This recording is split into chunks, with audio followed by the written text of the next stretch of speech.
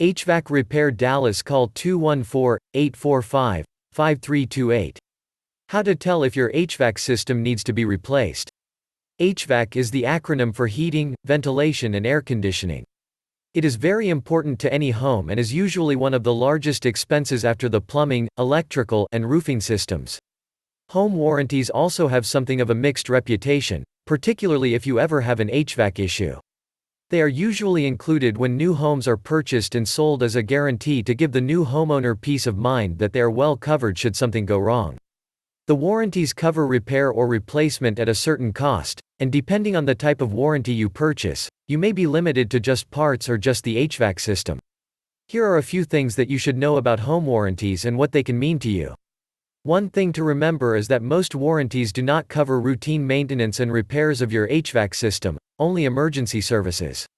If you find that your furnace is not working as well as it once did, or your air conditioning unit is not cool enough in the summer, you may need to contact a local HVAC replacement service and have them come out to your home and test it out. They can then provide you with a more detailed estimate of how much it is going to cost you to get it repaired, and what type of guarantee you are receiving. This is usually done by calling the company or placing a phone call to their office. Another thing that many people don't understand about HVAC is that they will replace or repair the heating and cooling unit, HVAC, without changing the air filter. This means that you will potentially be spending hundreds of dollars over time for the filters, which can vary greatly in quality. So if you don't smoke or have pets in your home, you should probably skip the air filter and go with a different HVAC system.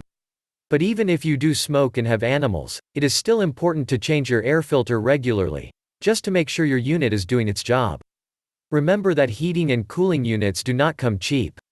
A small bit of maintenance goes a long way with these types of units, so if you are worried about the overall cost of replacing your furnace, consider taking care of the minor maintenance first, such as changing your air filter, before you bring it in for the technician to diagnose the problem.